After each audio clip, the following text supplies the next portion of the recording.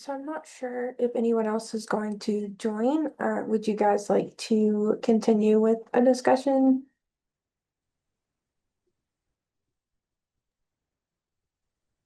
Hi. Um, sure. I'm okay with it. Okay. My name is Victoria Fowler. I'm kind of covering for someone who was going to chair who couldn't at the last minute. No worries. Uh, so if you want, I can read your bios. Uh, I think there was a third person who was going to be here as well. I think Dr. Martina Jauch. I'm not sure if she'll be joining us, but her bio says that she studied at the University of Mannheim in Germany, UNC Chapel Hill in the US for her bachelor's and master's degrees, then received her doctorate degree from Purdue University in comparative literature. She has been a full-time permanent lecturer at the University of Applied Sciences Environmental Campus, Birkenfield and Trier, routinely voted one of the most sustainable universities in Europe.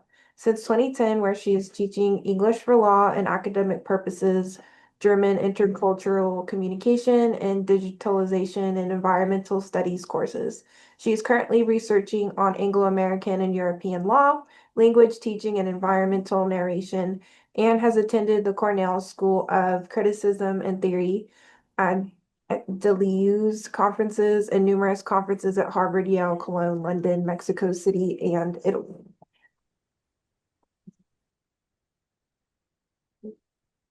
Dr. Meghan H. McGuire uh, is an associate professor of English and the current Geraldine Lyon Owen professor at the University of Lynchburg in Central Virginia. She earned her PhD in post-1900 British and phone, sorry, Anglo Anglophone literature from the University of North Carolina at Greensboro, with a focus on modernism, and has been teaching at the university level for the past 20 years. And uh, is it Christiane? You can call me Chris. Chris, okay. Tarantino, Chris is a PhD candidate in communication and culture and a doctoral associate at the Modern Literature and Cultural Research Center at Toronto Metropolitan University. Supervised by Dr. Irene Gamble, Chris researches suburban literature with a focus on immigrant and newcomer narratives. She is published in the American Review of Canadian Studies. So, let's see.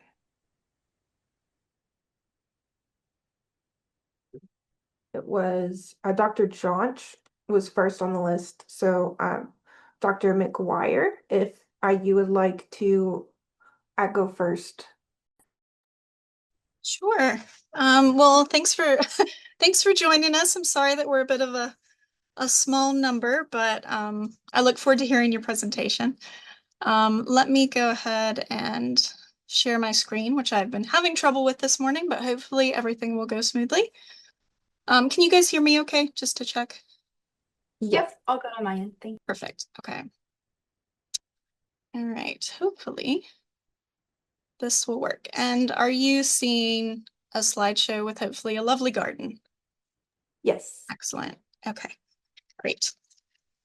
So thank you for joining our small panel today.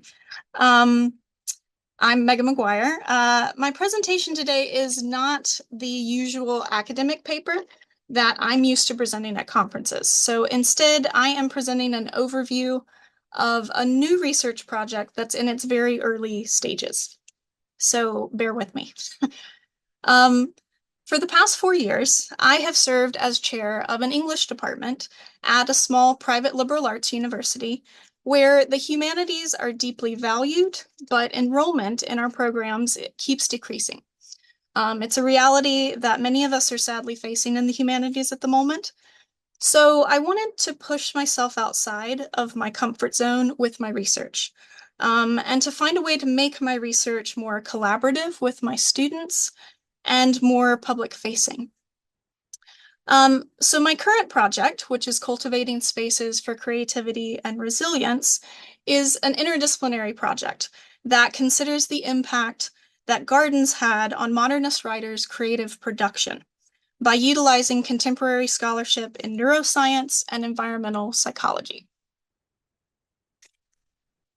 So with this presentation, I hope to get your feedback and ideas about the scope of the project.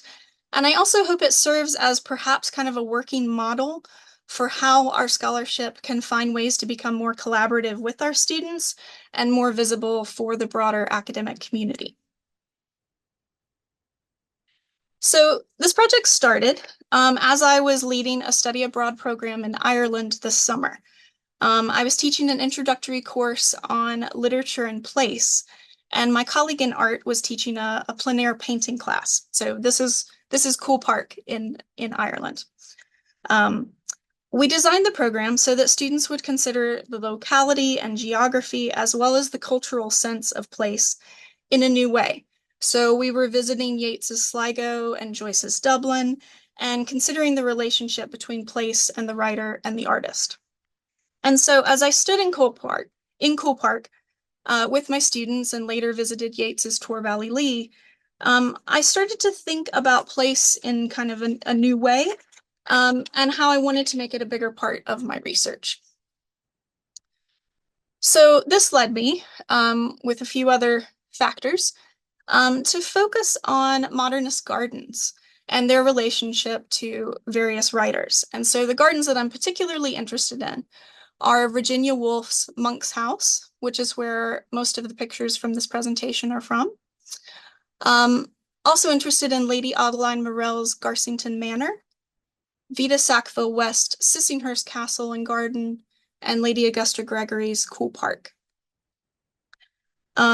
These locations are frequently lauded in scholarship as important places for literary discussion, but we tend to focus on the patronage of the women and the artistic conversations that are happening there, and less on the sort of physical space where the people are gathering.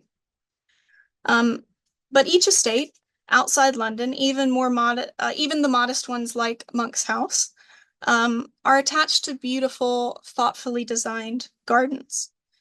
And as an avid gardener myself, an avid amateur gardener, I should say, who has found comfort in my garden while struggling with chronic illness, I wondered about the physiological impact of these garden spaces on writers who were navigating traumatic cultural moments and a variety of physical and mental illnesses as well. The writers that I'm interested in focusing on are Virginia Woolf, W.B. Yeats, D.H. Lawrence, T.S. Eliot, and Siegfried Sassoon. But I'm kind of starting with Virginia Woolf and as kind of my focal point for this initial stage. And I'm focusing specifically on Woolf because so much of her writing is from a garden location, having built her actual writing lodge at the back of her property so that she would have to walk through the orchards and the gardens to get to her place where she wrote every day. So her country retreat at Monk's House was where she wrote most of her famous works, including Mrs. Dalloway, To the Lighthouse, Orlando, and The Waves. She also visited Sissinghurst. This is still Monk's House. She also visited Sissinghurst, which is a much more expansive garden and estate that was owned by Vita Sackville West and Harold Nicholson, Vita being a friend and lover. Woolf was also a visitor to Garsington Manor, which became a retreat for conscientious objectors during World War I. We know that gardens and nature play a significant role in her literary work, but what I'm interested in is how these gardens perhaps facilitated creative focus during a time of immense stress and chaos. I think these writers are flocking to these rural retreats partially to escape the busyness of London and the stimulation of the city, right? The pace of life is slower, the air is a little bit cleaner, and they seem to recognize that the country is helping them cope. And what's fascinating is that contemporary neuroscience backs this up. It supports this. It shows how important our time in natural green spaces can be for our physiological health and our mental wellness. So this is kind of where my interdisciplinary journey took me into the realm of neuroscience and environmental psychology. And there are so many fascinating studies about the importance of green spaces on our cognitive health.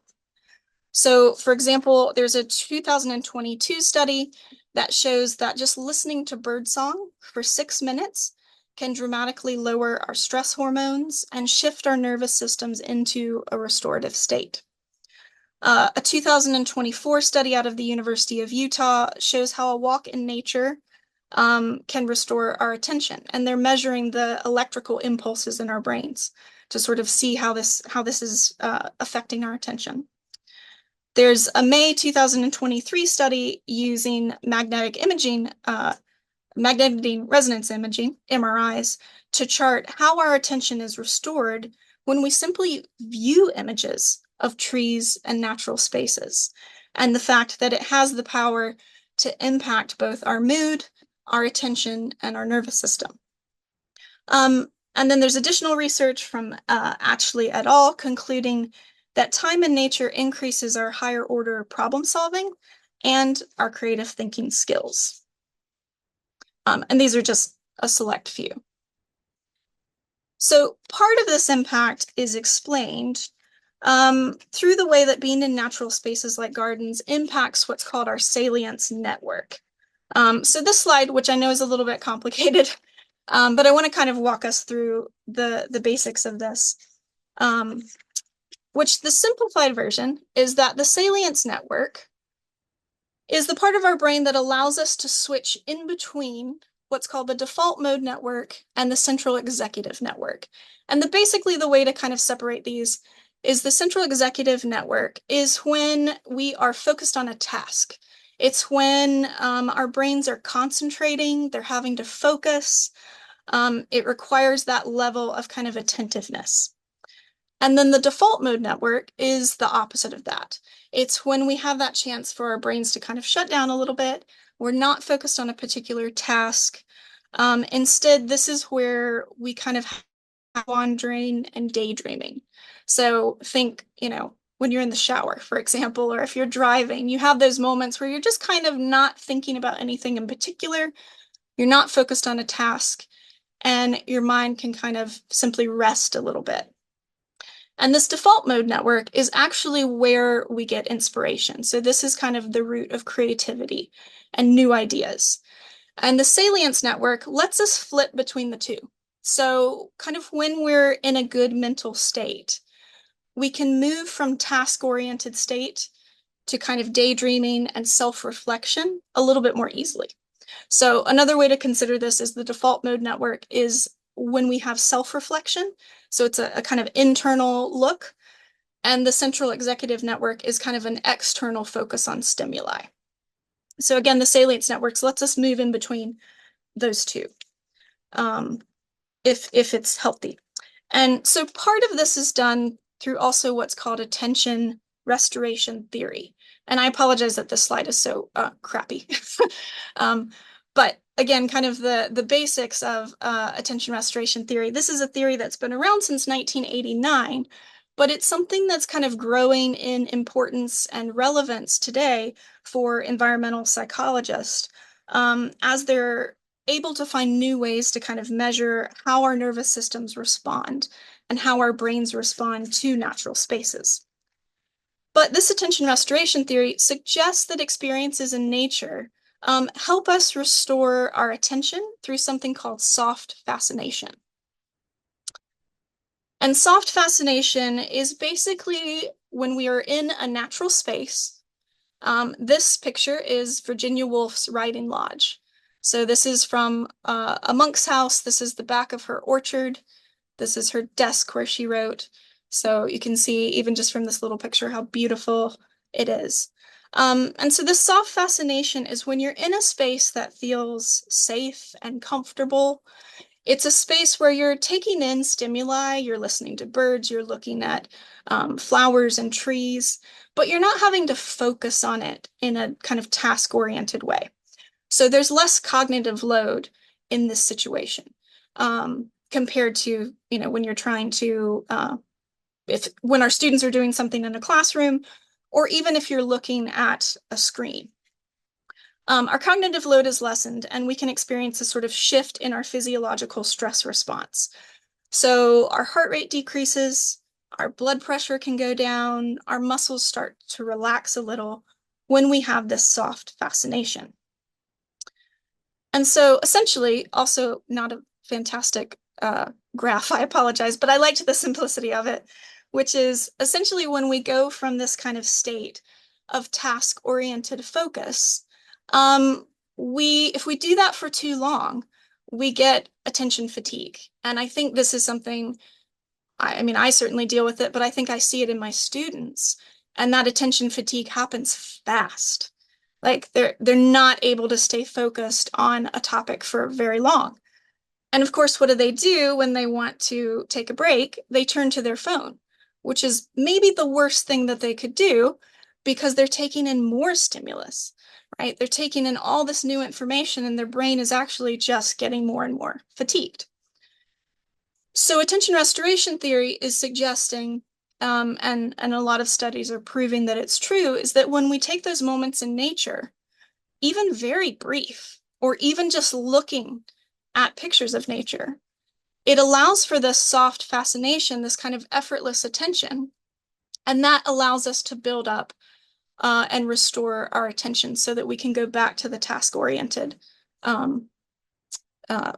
projects and focus in a different way. So to bring this back to Woolf, I'm hypothesizing that these gardens are allowing writers like Woolf to shift out of a state of constant stimulation and stress into a place of physiological safety, which allows them to restore their attention and focus and to access their creative potential. So our minds are most creative in that default mode network. And so we need this downtime to reflect and to think more critically. So Woolf's writing life was spent in gardens, and this is Monk's house. This is a picture of her bedroom from the outside of the garden. She wrote from and about gardens for her entire life, a multitude of ways. But I'm also interested in how we see the impact of these spaces reflected in her stylistic and thematic choices. So I would argue that we see these positive impact of writing, that we see the positive impact of writing in these natural spaces through her seamless ability to shift between the internal and the external. Her ability to weave internal monologue with the external natural world. We see this, for example, in Kew Gardens. So just quickly, this is also her view of the garden from her bedroom. So she's constantly surrounded by the garden. So we see this, for example, in Kew Gardens, an early work from 1919, but where she's already describing the journey of a snail with the same depth and richness that she describes the visitors to the garden. We also see this shift beautifully represented in the Time Passes section of To the Lighthouse, where she describes the shifts and changes in the natural world alongside the changes to the Ramsay family, with typically important details like war and death reserved for brackets. They're parenthetical details in a more important understanding of time and the natural world. Woolf's stylistic, and I would argue even syntactical structure mimics the salience network's shift from internal focus to external observation. So I think her time in these gardens is doing more than just informing how she writes about specific flowers, for example, in Mrs. Dalloway, which is often what we will focus on, kind of how gardens become represented in her work. But I think it's impacting her work at a much more foundational level. So my next question from this becomes, if this time spent in gardens and natural spaces can impact us so profoundly and can help us navigate cognitive overload, how can we use this as a model for our own academic campuses? How can we bring this to our students so that they can sort of reap the benefits? So this leads me to the collaborative and kind of public-facing part of my project. And again, in the very early stages. But in an effort to kind of mimic these experiences of creative restoration, I am creating a small-scale flower garden on my campus. And I've developed a cure course to include students in my research process. So the garden is small. It's currently an unused space on campus. It's a place where I'm gonna plant a variety of, really colorful and fragrant flowers. I have about 700 bulbs right now, which are waiting for the ground to thaw. They were supposed to get in the ground a little bit earlier, and we've had very cold weather. But once the ice melts, I'm hoping to get those in the ground and get that project started. The space is kind of secluded, which is mimicking some of the modernist gardens that I'm looking at. Even the expansive ones like Sissinghurst, they're using an arts and crafts style of gardening that focuses on rooms. So again, I think that adds to the sense of safety and seclusion that the garden creates. So I'm trying to mimic that in as many ways as I can with the location. So even though it's a little secluded, it's also at the heart of the campus. And so it's accessible to students, faculty, staff. I want it to be a place where, anyone from the community will come. It can be a quiet place for this kind of cognitive restoration. But I'm also hoping that it's going to become an outdoor classroom. So a place, it's connected to our art building. So I'm hoping it's a place where our art students can use it. Our art classes can use it. We also have a class on nature writing that I think would work well there, sustainability courses. And I'm even thinking, I really want to include as many disciplines as possible. So we have a very strong nursing program, and I'm hoping that they might also think of it as an outdoor classroom to talk about nature therapy as part of their study. So it's a small project in many ways, but I think it has the potential to really have a substantial impact on campus and on our students. And it's something that can be replicated at any campus, so kind of no matter how small. I know many campuses, if you're a large campus, you might have a gorgeous botanical garden that's connected to your school. I would love that. But for a small campus, our campus is beautiful. It's green. We have lots of trees, but we don't have sort of a dedicated space for a garden, a space that's really like a little retreat. And so that's kind of what I'm trying to create on campus. And so with that, I've also created a cure course. And I don't know if you're familiar with cure courses. It's called course-based undergraduate research experiences. So it's a really highly experiential type of course where students participate in faculty research. It's something that's used a lot in the sciences, but the humanities are rarely represented in these kinds of courses. And so this is something I'm really trying to kind of make sure that the humanities are part of this new type of cure course. So the course that I've designed, students are engaging with my research. They are going to focus on the different writers that I mentioned at the beginning of the presentation. They're going to be investigating their visits to gardens, their creative production. They're going to be looking at different experiences. Students are going to, oops, sorry. They're going to, yes, okay, sorry. This experiential course, students will begin by helping me expand the scope of my research, researching different writers and their visits to these key gardens. So they're going to gain experience with research methodologies by accessing archives, searching primary source documents like letters and diary entries, things that we don't always get to do in class, I think. So building a skill set that they can use later on for graduate school. And then they're also going to, kind of the second half of the semester, they're going to test the hypothesis by actually conducting research in various garden spaces. So part of that will be in the garden that that I'm creating on campus, but also in the famous garden of Anne Spencer, located just a few miles from campus. And Anne Spencer is a really fantastic Harlem Renaissance poet, known for her garden space. So students are going to chart their specific physiological reactions to these spaces by measuring their heart rate, their blood pressure, oxygen saturation, and then they're also going to complete a pre and post visit survey about their attention and cognitive health. So again, I'm really trying to build in research skills both in the humanities and in the sciences.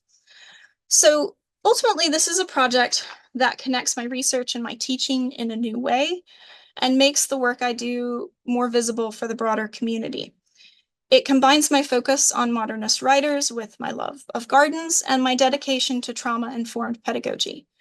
It's pushing me in new interdisciplinary directions and making my scholarship feel more immediate and accessible.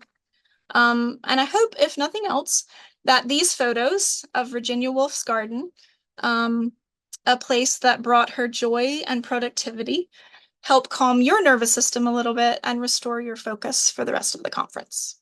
So thank you so much.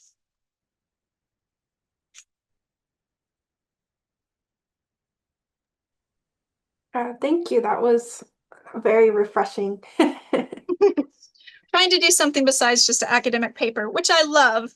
And it feels very weird to not do that, actually. So, but thank Yeah. Chris, would you like to go ahead? Awesome. Thank you so much, and wonderful presentation, Megan.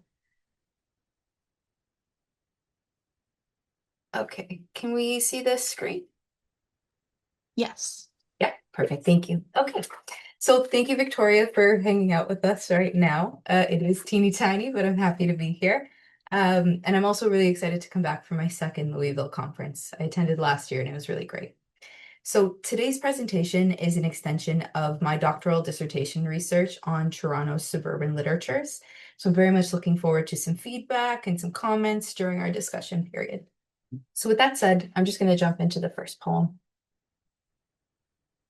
So this poem is actually going to be read by my grandmother. Her name is Ida Scarcello. She is an Italian-Canadian immigrant from Toronto, Ontario. She's also a business owner and my favorite human being. So she's going to read the first poem titled Figli Canadesi. So take it away, Nonna. Chissà se qualche volta pensano a noi, 2 o 3 ore, generazione di noi, ormai dei pianti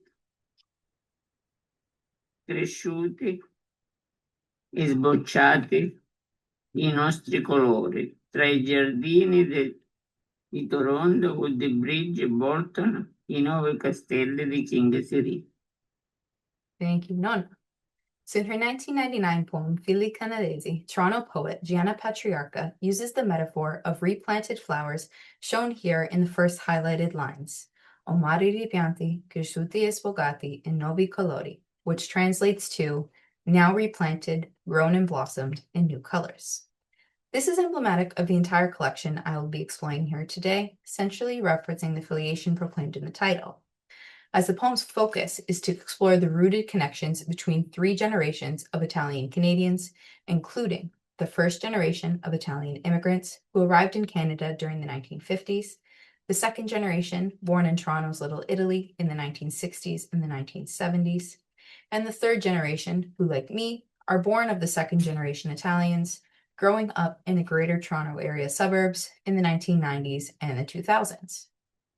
As the speaker of Figli Canadesi speculates about the second and third generations' awareness of the efforts involved in overseas immigration, Gianna Patriarca creates a poetic map connecting the 1960s College Street Italians with Toronto's more recent suburban dwellers.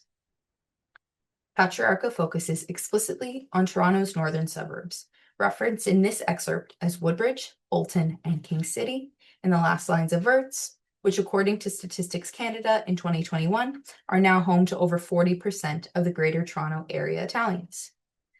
Patriarca's 1999 poem gives voice both to memory and generational change. Specifically, her poetry draws attention to the intersection of geospecific location and memory through a poetic mapping of her own migration and settlement.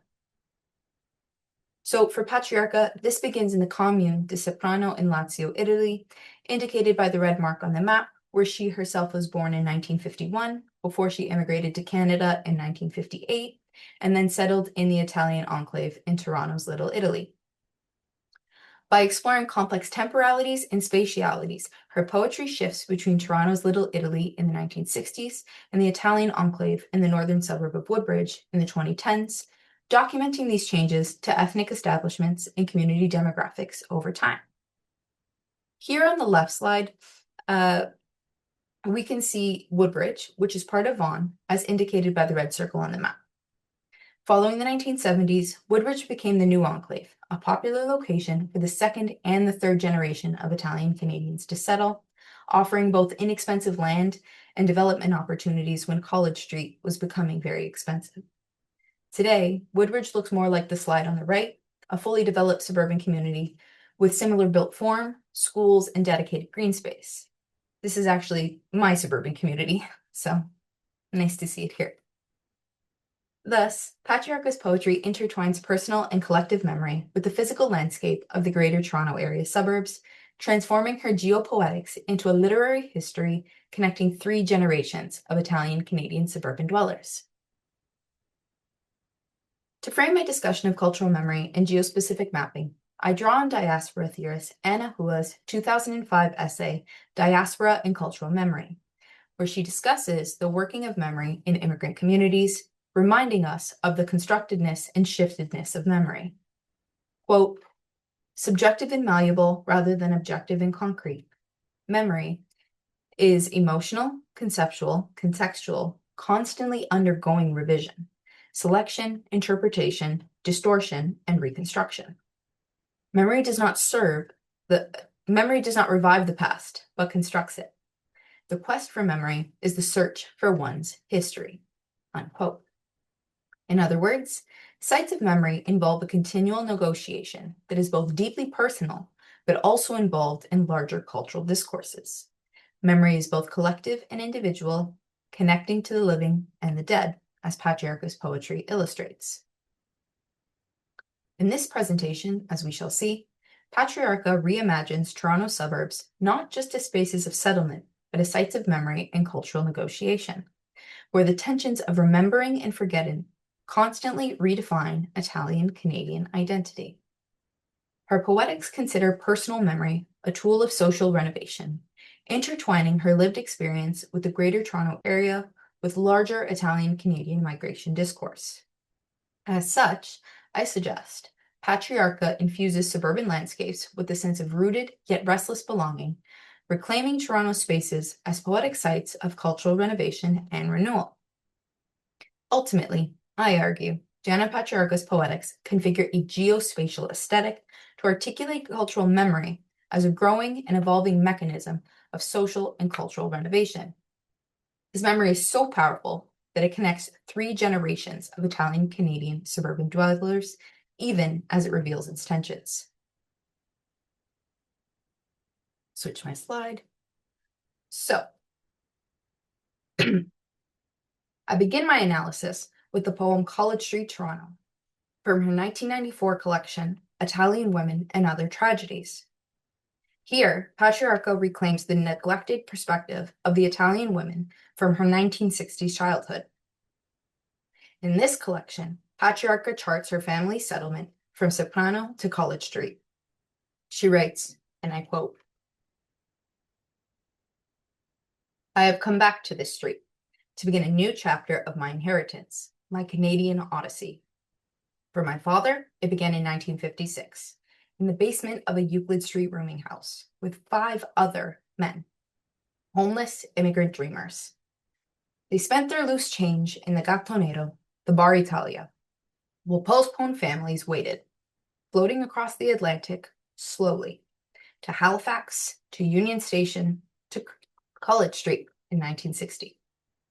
1981. The Italians are almost all gone, to new neighborhoods, modern towns. My father is gone. Bar Italia has a new clientele. Now, before I go into unpacking the poetry, I just wanted to briefly take us into Patriarcha's Little Italy. This is a zoomed in map of the Little Italy community, specifically in the Palmerston area. The central artery here, as well as in Patriarcha's Poetics, is College Street, highlighted in the map in blue, and it runs from east to west. College Street intersects with all of the streets mentioned in Patriarcha's poetry. On the right, highlighted in orange, we can see Crawford Street, that's running north-south, just like Clinton Street outlined in green, and Euclid outlined in pink. College Street is a key feature in all of Patriarcha's poetry. At each crossing, she establishes an important landmark, engaging the cultural history therein.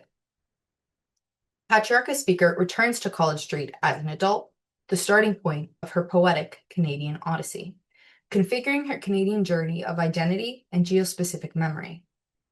In free verse form, she creates a poetic map showing connections and disconnections between herself, her family, and her community by listing significant locations. Euclid Street is central in this memory, evoking the powerful image of newcomer dwelling in the shared and highly gendered rooming houses where her father lived upon arrival. A memory of the tenement rooms, which landlords crowded many men together in small spaces for maximum profit, an underexplored aspect of Toronto's history. These same men, in the 1950s and 60s, found refuge and escape in Italian social clubs like Bar Italia and Il Gatto Nero, which we can see here on the map as outlined in the little black arrows. These became sites of cultural familiarity and community connection in the 1960s, easing the sense of ethnic tension and exclusion from mainstream Canadian culture. While Bar Italia and Il Gatto Nero closed for business following the COVID-19 pandemic, Patriarcha's speaker configures them as markers of memory with shifting temporalities. In the 1960s, these social clubs were gendered spaces for Italian immigrant men to gather while waiting for their postponed families. By 1981, the clientele changed as the Italian community began moving outwards to Toronto's northern suburbs. By focusing on the physicality of place, both past and present, Patriarcha's speaker underscores cultural memory as an evolving process, always in a state of reconstruction. A thematic that is also at play in the next poem I'll discuss today, The Neighborhood is Changing.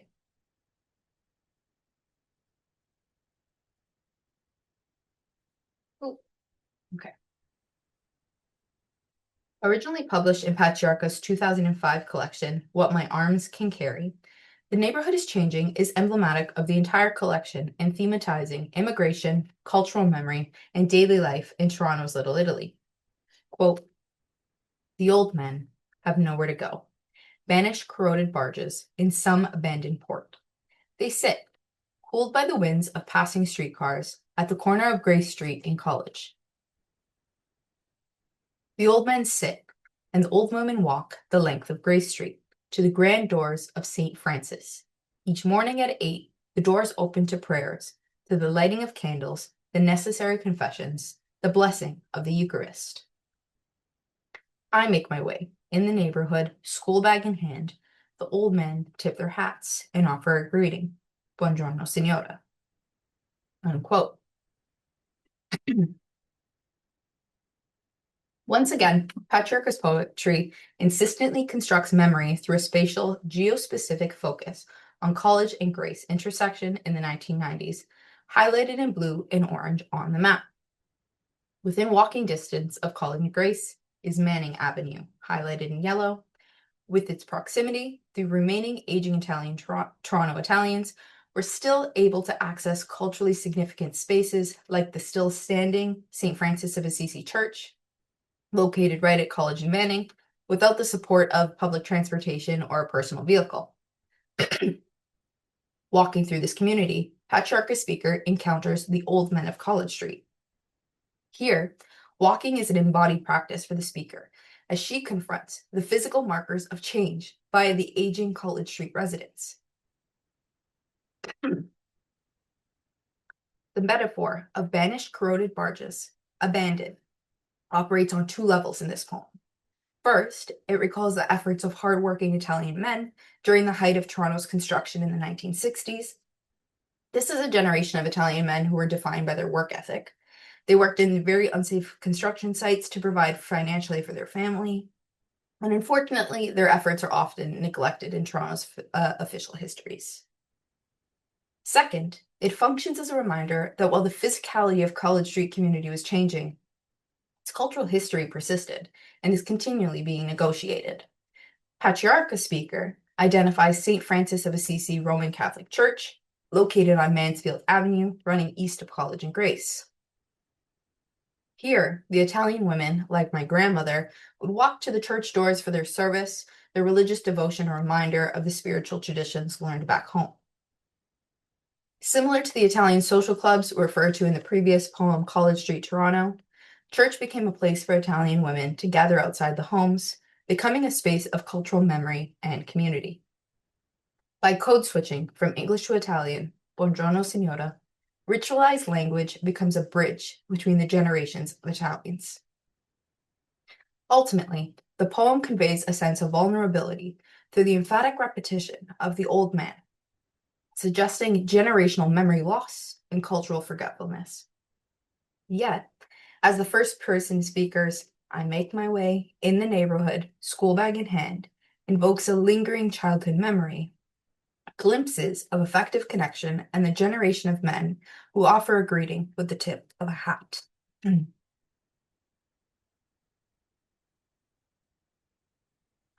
The relocation is anchored to College Street and the geospecificity central to Patriarcha's poetics. Now for the final poem I'll discuss in this presentation. I turn specifically to Toronto's northern suburbs, Woodbridge, a place I know very well.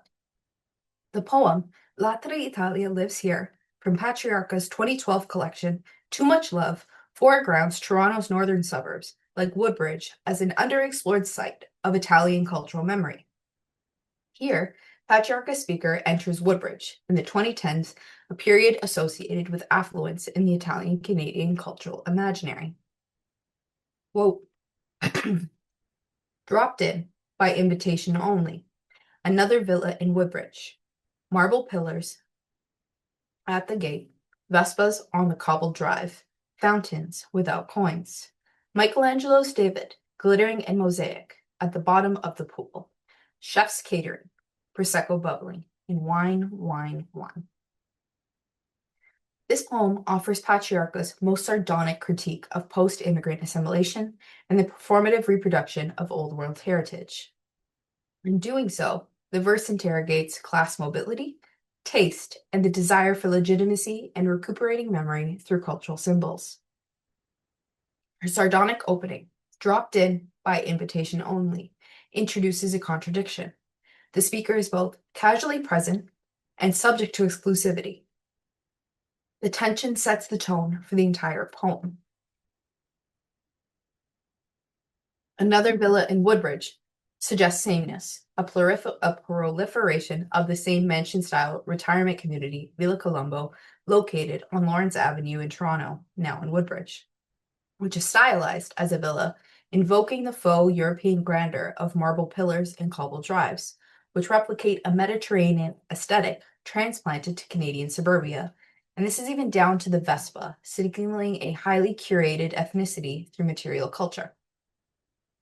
Her imaginary mocks inauthenticity, a show of wealth and surface without substance, as seen in the Michelangelo's David, glittering in mosaic at the bottom of the pool. This is perhaps the poem's sharpest satire. High Renaissance art reduced to a pool decoration, suggesting cultural dislocation and commodification. On a personal note, I was very excited to find out that this pool is actually located in the Woodbridge suburbs when I was doing my research for this presentation. Finally, Chef's Catering, Prosecco bubbling, and wine, wine, wine closes the scene with sensory indulgence and parody repetition. Thus, in L'Altra Italia Lives Here, Patriarcha mobilizes geographic landmarks to critique frozen rituals and architectural cliches used to perform Italian cultural identity. The dolce vita she invokes is ultimately marked by distance, both geographic, between Toronto and the suburbs, and emotional, from the first generation rooted in College Street. This distance signals a lapse in living memory. As I argue, for Patriarcha, geography functions as a site of memory anchoring personal and familial recollections while resisting merely nostalgic stereotypes. In this way, her poetry becomes an alternative archive of Italian cultural memory, privileging lived family experience and recalling effective snippets of memory over static representations.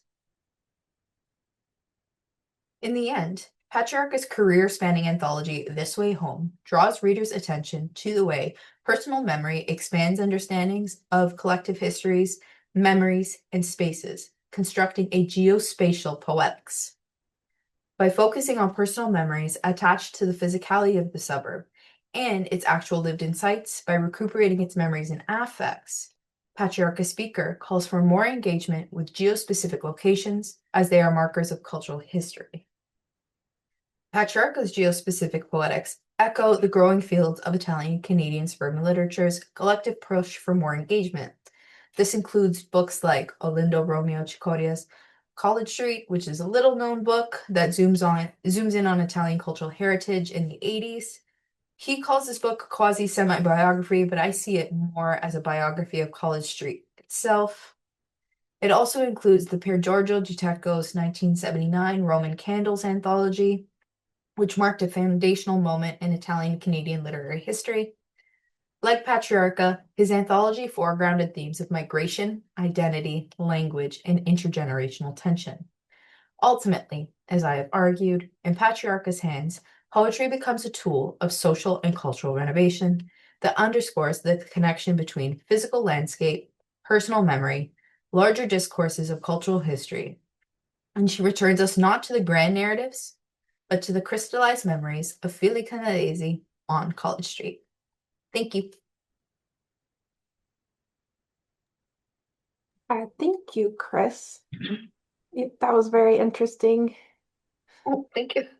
I got the PowerPoint for our third presenter, Dr. Martina Jauch. If you guys would like, I probably won't do it any justice, but I can kind of read what she's written and show you guys the PowerPoint. All right, let's see. Okay. I think you guys can see the PowerPoint there. Okay. So this is the uncanny portrayal of nature, nation, and belonging in Tilly Olson's Yano Dio. Okay. So her introduction says Tilly Olson wrote in a unique historical moment when the masses of American workers became not merely spectators of a history of great men that was passing before their eyes, but agents on the stage of a world history. In contrast to mythological concepts of Lewis's American Adam, Olson's Yonodio portrays a disquieting environment that offers a glimpse of the character's tunnel vision of nature as a rival. This uncanny geography scares rather than soothes, and it becomes a bleak vacancy rather than an image of comfort and pathetic fallacy sympathetic to the viewer. Olson portrays Mazzie's surroundings as godless and mock embodiments of heaven, and the uselessness of imagining a better life and of encountering the figure of a savior. Olson deconstructs Berkovich's vision of a new world of regeneration, the promised land of heaven, the wilderness of temptation, the garden of the spirit, and leaves her readers with a secular and harsh reality of despair and emotional devastation. In short, a world in which the very notion of belonging and nation building becomes a utopia. Similarly, the novel conjures a specter of solidarity and uncanny signifier, which Tilly Olson terms the not yet and the now, to describe the ghost of a hope that these characters could find common cause despite, and to some extent because of, their differences. Even the closeness of siblings, Mazzie and Anna often resembles an uncanny doubling and mirrors the uncanny violence of Anna and Jim's relationship.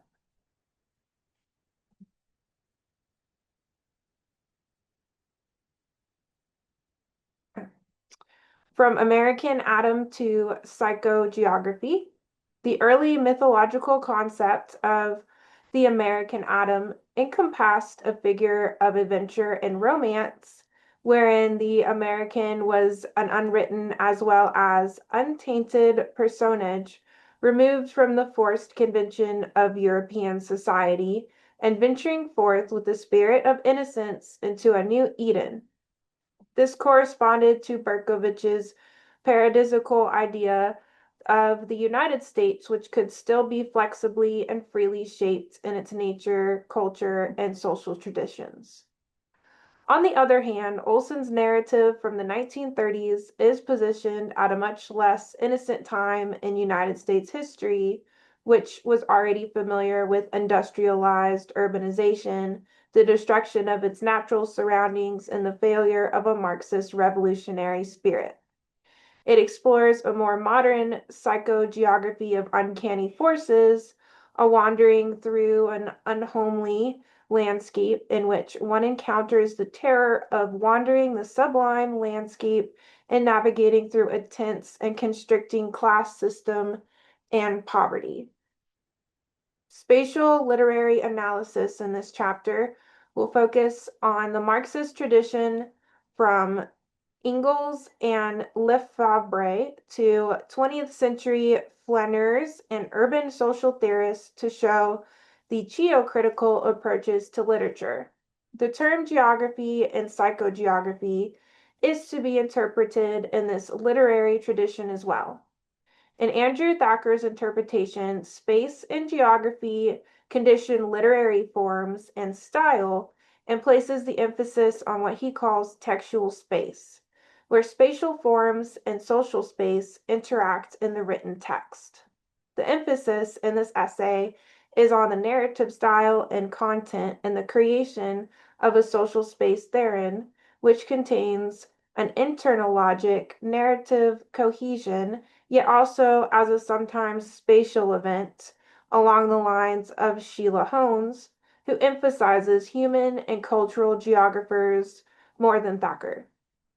In order to explore the spatial psychogeography of Olson's novel, I propose a close interconnection between the human experience and nature as a protagonist in this ecosophical novel. As protagonist in the novel, nature is both a means to escape from and find relief from the harshness of reality and also a source of destruction and monstrosity personified. At the outset, it dictates the mood of the Holbrook family, which works under the control of natural forces and whims in the minds, in equal parts a black hole and a living and breathing body compared to human intestines. Down there, it is always right. The novel informs us as nature becomes synonymous with darkness, dust, and suffocation. Essentially, the earth took them. Family life is introduced in similarly bleak style. Outside, the wind gibbered and moaned. The room was suddenly chill. Some horror, some sense of evil seemed on everything. The wind also takes vengeance on the family farm, and the cold envelops Mazzie and her brother William, even as spring nears and regrowth seems to loom on the horizon. It is only in the period where they live on the Dakota farm that Mazzie imagines nature as a hopeful open landscape which offers a sense of expansion and possibility. Nature feels vast, as the sky was so big it hurt her eyes. But eventually the earth no longer offers sustenance and the fields were gray with dust. As nature takes on a sense of indifference and inviolable resilience, as human inhabitants are simultaneously stripped of their control over the soil. Nature here has no morality, but remains an authentic power, as Guattari affirms in his 3 ecologies. It deserves respect purely out of this authenticity, not due to its pastoral nature, beauty, or support for human beings. Yet, upon the supposedly rural idyllic landscape, encroaches urbanism, the dump and the slaughterhouse slum, which estranges her from the rest of the world and makes her into a similarly discarded object.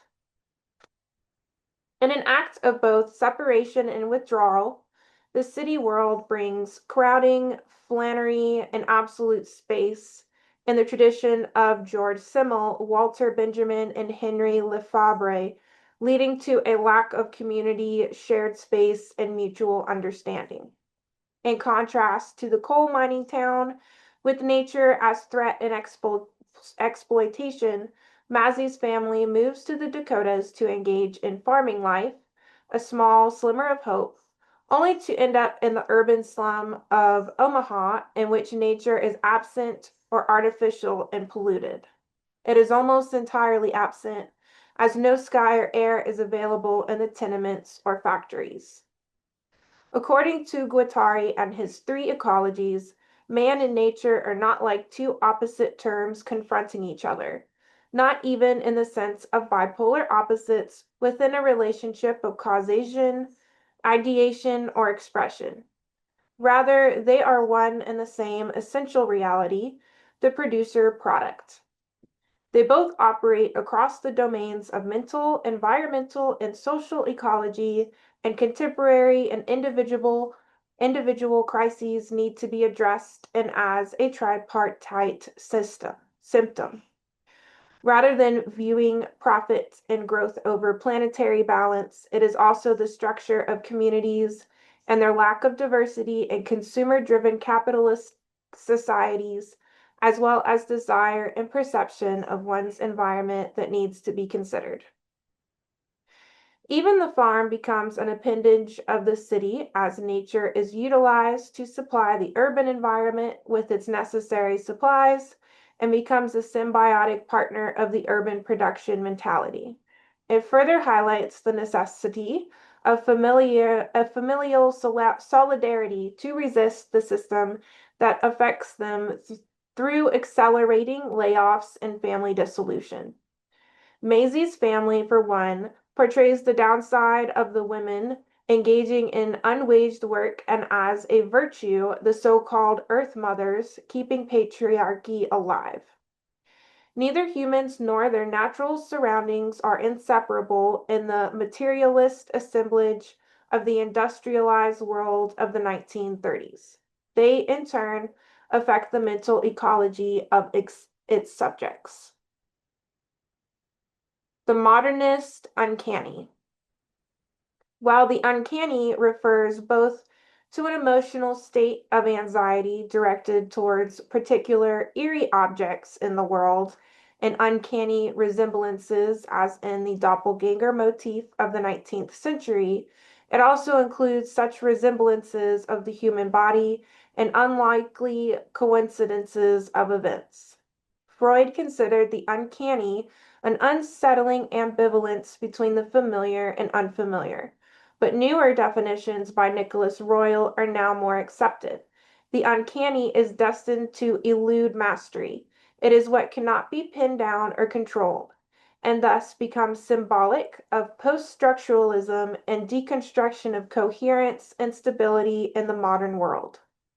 In Howell's writings, the uncanny no longer hinges upon covert structures, but on a foundation of unspoken and unacknowledgeable desires or guilts.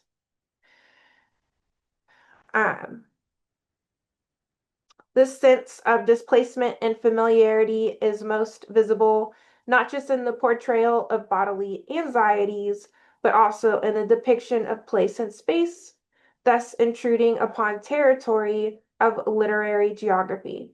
The place of the uncanny, potentially anxiety-laden or vacant, connects with notions of a superstitious dread of the wilderness, places of passion or preference, filled with spectatorship, ghosts, and sustained glances of various lucidities. It is closely aligned with failures or repression and forgetting, upon which the American tradition of the Gothic is built, as the horrific history of oppression and slavery acquires a body, a face, a figure that recedes into futurity. Such a return is not merely monstrous and unthinkable, It is uncanny. Olson's narrative uses the uncanny both to explore poverty as an unhomely force, nature's ability to entrap the family and experience domestic spaces as unstable and insecure, as well as in the relationships within the domestic and familial realm. In the figure of Maisie, Olson has created a character that is ultimately more perceptive of these elements, the emotional weight and threatening adult silences, while most of the adults in her family manage to suppress this heightened awareness. As she perceives reality between the literal and the symbolic, poverty becomes atmospheric and all-encompassing as an organic or artificial force rather than a purely materialist status quo.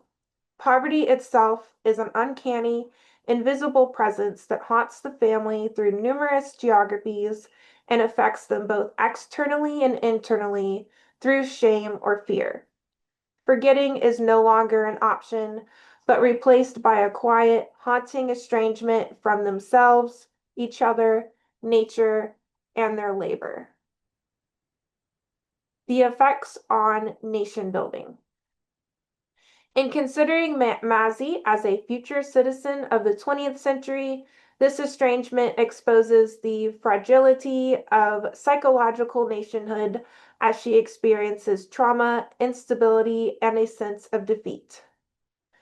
And the rhetoric of the American dream and the American Adam, or Eve for that matter, the land promises independence, prosperity, and stability through land, labor, and family relations, even if they might not be pursued immediately. There was always tomorrow, and tomorrow never came, claims the novel about this repressed, unrealized nation. The land is not the prosperous entity of the frontier myth, but an eerie, manifest destiny that is neither abundant nor available. There is no homeland, prosperity, and heroism in the settlements or the mastery over nature, but economic vulnerability and despair, as well as a sense of defeat by nature. In a particular way, the nation is made up of only liminal spaces between life and death, wakefulness and sleep, the city and the wilderness. These often eerie places might exhibit an anxious timelessness, differently attuned senses, or haunted spirituality. Mazzy learns that, as a child, space is felt, storied, and scripted, as it stretches and defines the aching limits of belonging. This kind of home is neither a possession nor a guarantee, as the home becomes an entity that lacks even a remotely stable referent. The story does not feature a potential savior being brought to the new world in the arms of a Madonna like mother figure. The landscape of Yonodio becomes a manifestation of a post-disaster landscape that embodies not only the traces of physical destruction, but also the spatial manifestations of collective trauma, loss, and dislocated or ruptured social relations. These geographies become the material and emotional stage for individual and communal processes of mourning, grief, and reorientation. In inhabiting these landscapes, the Holbrook family shares their bonds and practices of shared life with the landscape, which responds to these practices of communing. However, communing moves beyond shared ownership, guardianship, or the collective use of resources.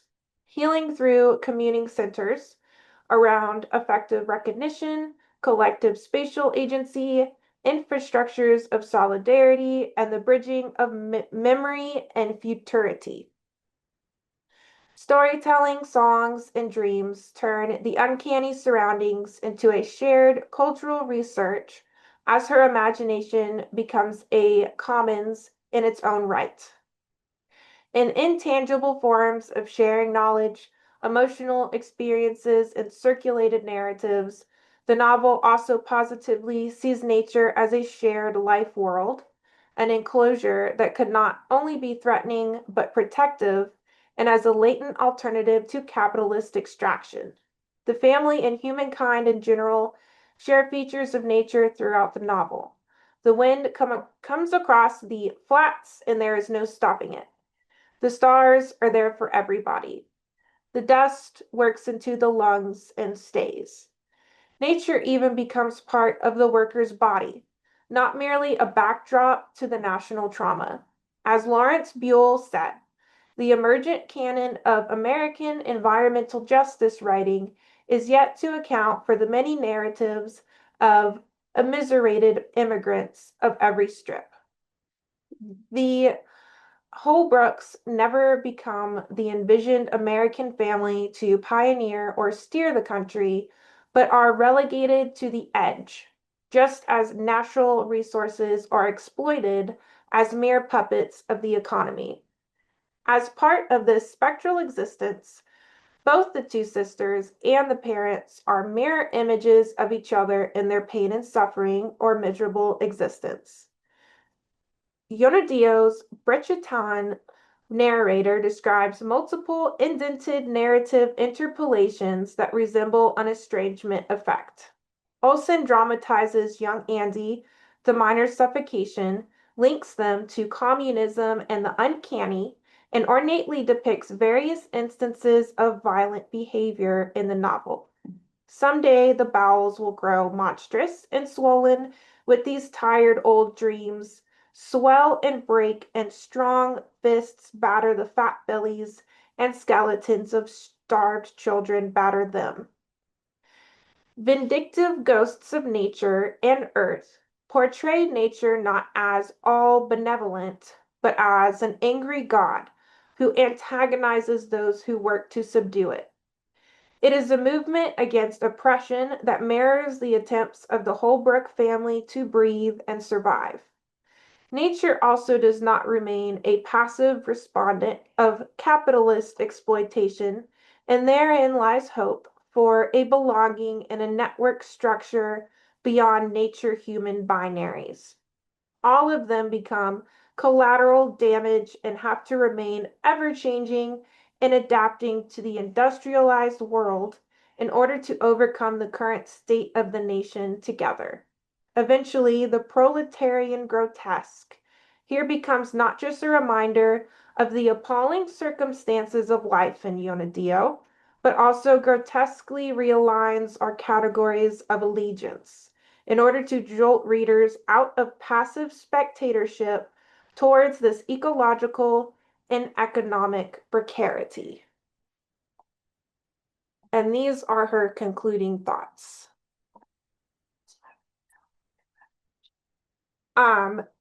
And we have her email if you guys have any questions for her. I can put it in the chat. One moment.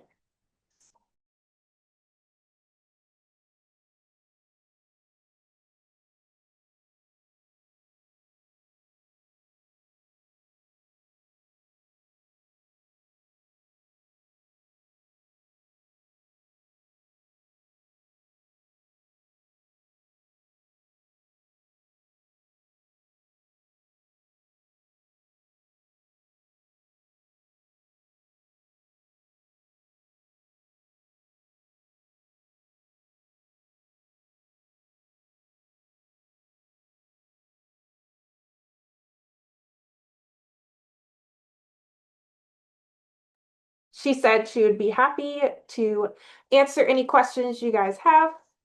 I did my best. I was, I kind of tried to keep it along with the PowerPoint. So yeah, I guess we have about like a little over 10 minutes for questions and answers. I know, Megan, you were wondering our input on your presentation, so I'll leave it to you guys. Okay. Well, you did great, Victoria. That's not easy to read someone else's Yeah, paper. I do definitely. not envy that position you were in, Thank so that you. you did great. No worries. I'll just jump in really quickly. Megan, I really liked your presentation, especially as I'm in the 4th year of my PhD, so I definitely know the struggle of working too hard to the point of a yes or no email feeling like the end of the world. But Right. right? So walking outside and taking a moment to come back to something is always really interesting because it's almost like a complete refresh. One of the courses I'm teaching right now is on internet and media regulation. And there's this, yeah, it's super cool. Really out of my comfort zone. So I feel like I'm teaching it to myself before I teach it to them, but I'm loving it. Um, and there's this book by Jenny Odell called How to Do Nothing that might be really useful for your resources. And it's really just about the process of maybe like letting the footwork happen without you actually sitting there and forcing yourself to work. So I think that might be super cool for you. But I think Yeah. your project sounds wonderful. And I think I it'll be think that's super actually one of the texts I've been looking at for Really? potentially for my cure course. Okay. So I love that you're thinking about that. Like that title definitely sticks out as like I've got a whole list of kind of like what do I want them to pull from. But so I'll go back to that and look at that more closely. Thank you. It was the first thing that popped up when you were talking. I had to go check my notes to make sure I had the correct author's name, but it sounds like it'll be a great course. Thank you. All right. Well, I think your presentation's fantastic. I applaud your close readings. I think those um, are exceptional, and actually the way that you're connecting them. So one question I had, and you may address this in other places, but so I'm really interested in the way that you're talking about the suburban space. Mhm. And in the example that you gave, how that suburban space is sort of a space that the identity is somehow false or fabricated or right there, she's kind of mocking that. At any point, does she feel like the suburban space has potential for kind of real connection with identity? Or is it because of that sort of geographical distance that that's not possible? Like, is that third generation capable of creating, I don't know quite how I'm framing that question, but creating a Like more the next, authentic identity in a no, I think space that's that's suburban? Does that make sense? no, it makes perfect sense, and I'm so glad you brought it up because this part of the presentation is the first section of the chapter, and it's on cultural memory and generational change as we move outwards into the suburbs from the city. The second chapter is actually looking at a collection of Italian and Canadian poetries written by a third generation author who was mentored by Gianna. So, Oh, while her speaker in 2012 was a little more skeptical, I yeah. would say Gianna in 2024, 25, 26, the last few years that I've encountered her, is a lot more receptive to the next generation. I think Mhm. she's more skeptical, I would say, of the second generation, because if I think of my parents and their like my aunts, my uncles, they spent so much time in these small immigrant communities and then were bullied essentially when they were in school for being descendants of newcomers Mhm. that they almost created their identity as just strictly Canadian without any cultural ties. Mhm. But because third generation Italians like myself and the couple of authors I've encountered spent most of their childhood being raised by their Italian Canadian grandparents, we're almost bringing it back in a new direction. Mhm. So there's been almost a resurgence of these traditions that were lost for a little bit that are coming through in bits and pieces with this next generation. So while I may have probably one of the worst Italian accents alive, and I have a very slim grasp of the language, I think there's potential for Gianna Speaker to actually come to terms with the fact that this third generation is now carrying on what the first started, even if there is a deviation with the second. That's really interesting. Yeah, I love that. There feels a nostalgia. It feels like there's a nostalgia there I for think. for that first generation. And yeah, just in the examples that you gave us, the use of the I, the personal, is Mhm. also still looking at childhood. So there's still that kind of nostalgia. So I love that you're exploring that third generation, though. That sounds like a fascinating project, and I have a new poet to look at. So Yeah, she's cool. Thank you so much. It's been uh it's been interesting. I actually have to get back to that chapter later today, but it was wonderful. well, and I love the way that you're thinking about like even mapping out. I think you used at one point, you described it as an artery, that Yeah. street, which visually it looks like in the slide that you gave us. But I just love that idea of the like lifeblood of a community and an identity. It's really beautifully put. So Thank you so I was all in with your argument. I think you much. made your points really well, and the close readings were really fascinating. Thank you so much, Megan. Um, Victoria? You have any vibes, thoughts? I Yeah. don't know. I kind of like keyword kind of memory. And Mm, I know you guys didn't collaborate, but with the garden scene, that mhm, is oddly like the nature and kind of focusing your attention, it does tie into kind of memory in a way and sort of like, like a rose might like invoke like memories of like roses you were given maybe on like past the Valentine's Day and like a rose in a garden that maybe your grandmother had planted. And in that there's sort of a kind of um a relaxation of in your soul. And then there's also what you're getting into, the sort of memory in a sense of community and culture. And maybe passing by a certain church reminds you of how you went there as a child, and now being like, grown adult, you walk by and like you never go there, but you remember going there with your grandparents before you like moved off to another city, and you're here showing like your kids that, and it's not the same, but there's still that memory that you have that no one else can like look into your life and sort of see. So I found that interesting with both of your presentations, and even the one I read as well, sort of mhm. that one was a little darker. That was kind of like memory of sort of stereotype kind of the other people kind of, yeah, looking down and um having that memory of maybe not being able to change the past. It was what it was, and like that's not quite your identity, but that's what other people kind of pin onto you kind of situation. So, which is you don't think, if you're thinking of geographies and like might tie into like some kind of psychology things, but yeah, I wasn't sure what to expect. This was actually, I'll share with you, this was my first time chairing a Very panel, well done. so I did my best. Well, not to worry. The first one's Yeah. always a little Yeah, funny. and having to read someone else's paper is that's an epic It really first is. panel. I applaud you. That's not easy to do under any Not at all. circumstances. Oh, thank you. So, especially with a virtual presentation. I think it's interesting that you mentioned the kind of, the way that place is so connected to our memory. And so actually in Wolf's Garden, the house that they bought, it's a 16th century house. So it already had so much history to it. And they actually incorporated a lot of that history into the garden because they wanted to feel that they were part of an evolving history. So even though it sort of wasn't necessarily their family or their culture, I think it was tapping into kind of what you're touching on, that sort of lived memory, right? And the fact that you get to be part of that in this particular place, which I really love that kind of connection. And so I think that was one thing that was so interesting about your presentation, is how much that street impacted that sense of identity, and how much we can be tied to place, I think, with memory.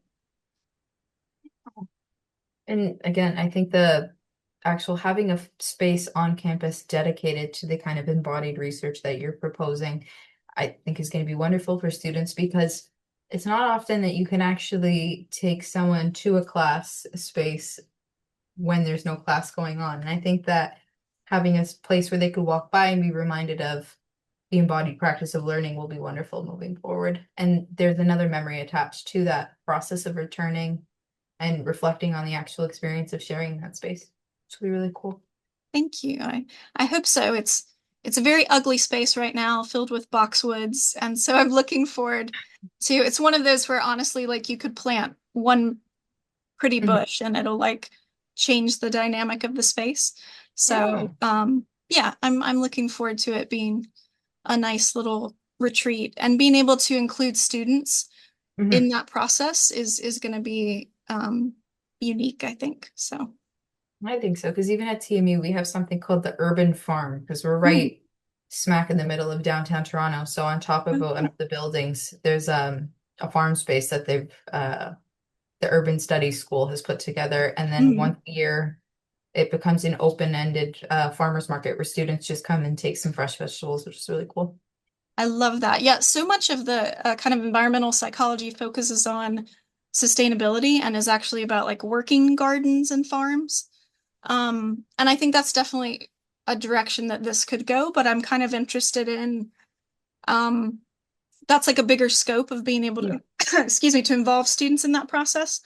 But I think just having a space that they can visit that's sort of passive in a way is also going to be really interesting. But I love the different places where they're playing around with working gardens and garden theory in urban spaces. It's so cool.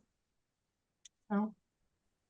It might be fun to pick a plant that was in Wolf's Garden and have it on your campus garden.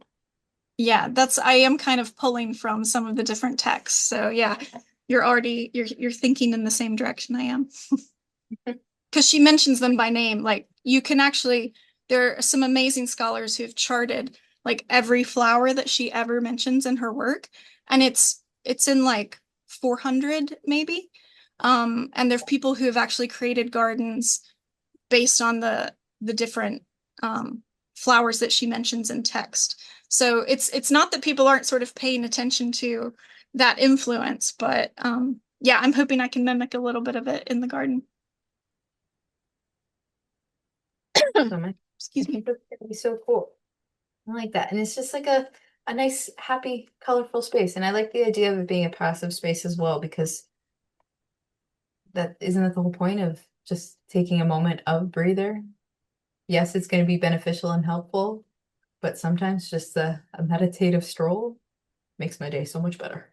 I hope so. Yeah. And again, we have a beautiful campus, but when I'm looking at research and it's like literally looking at a picture of nature can reduce your stress. Like it's changing how before I give midterm exams, I put a picture of like a beautiful vista on the Oh, screen, and it's amazing because it seems kind of silly and simple, but if that can help us kind of like calm down our cognitive load and kind of rest a little bit, then I'm all for it. So yeah, I think those little differences, those little changes can make a difference.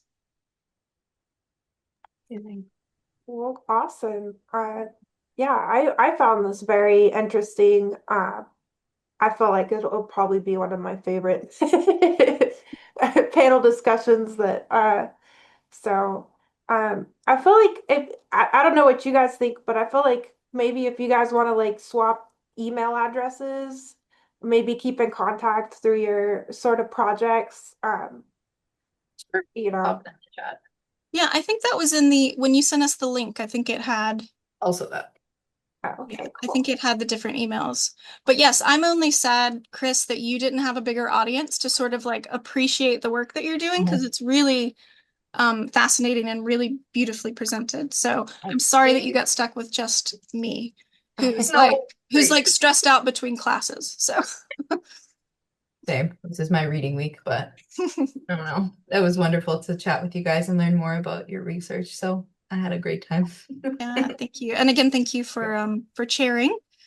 Oh yeah, no, not a problem. And I hope you guys enjoy the rest of the conference. Yeah, you too. Well, Thank you guys so much. thank Thank you so you. much. Have a great day. Bye.